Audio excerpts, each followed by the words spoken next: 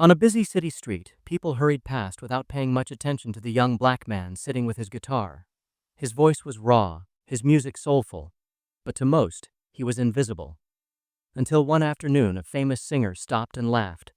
She mocked his talent, her words slicing deeper than the cold wind that surrounded him.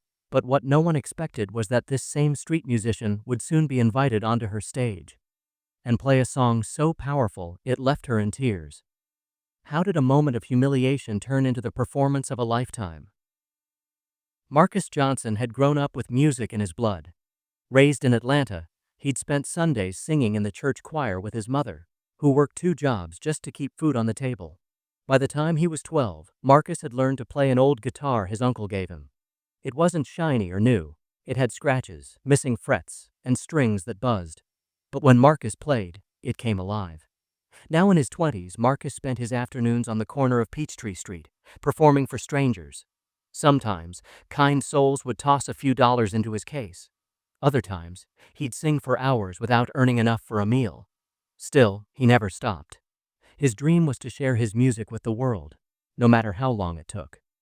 But not everyone saw him as a dreamer.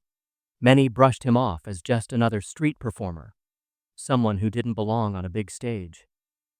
And one fateful evening, that judgment would come from a woman who had everything Marcus wanted: fame, recognition, and an audience that adored her. The evening started like any other.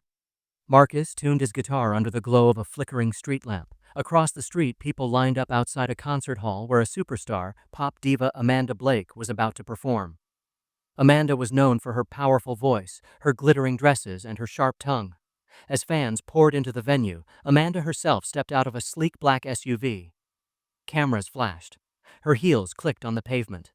Then, she heard it, Marcus's voice rising above the noise of the city. For a moment, she paused.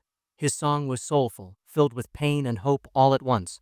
A few people even stopped to listen, but Amanda smirked. Instead of appreciating his gift, she walked over and mocked him. "Cute," she said loudly. "Trying to be the next John Legend out here on the sidewalk?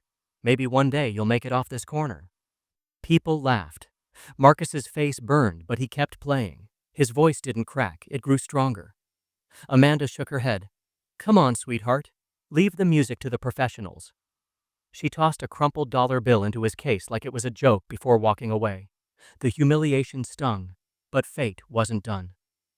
Inside the concert hall, Amanda prepared for her show. The crowd was electric. Just before she walked on stage, her manager rushed up. "Amanda," he whispered, "the sound system is glitching. We need someone to stall the audience until the techs fix it." Amanda scoffed. "And who do you suggest?" "Actually," the manager said, hesitant, "that street musician outside. People were really listening to him." Amanda's jaw tightened. "You've got to be kidding me." But minutes later, Marcus was standing under the blinding lights of her stage, guitar in hand, looking out at thousands of faces. His heart pounded. He could hear Amanda's mocking words in his head. This was his chance, or his downfall.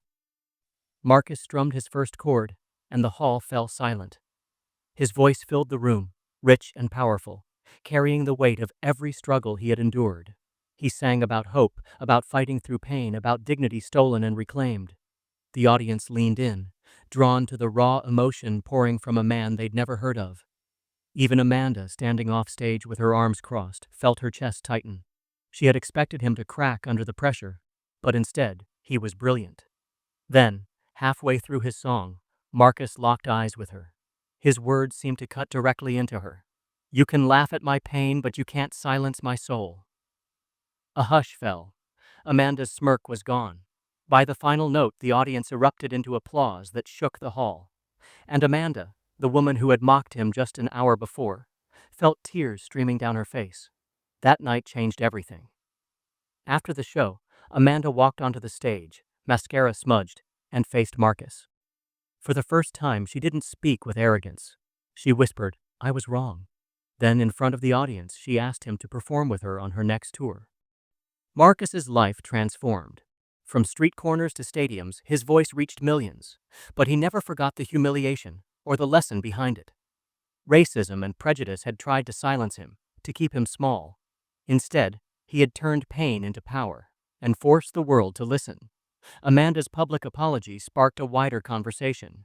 People asked, why does talent have to fight so much harder for recognition when it comes from the streets? Or from someone who doesn't fit the expected mold? Marcus often said in interviews, music is my protest, my prayer, and my proof that dignity can't be mocked away.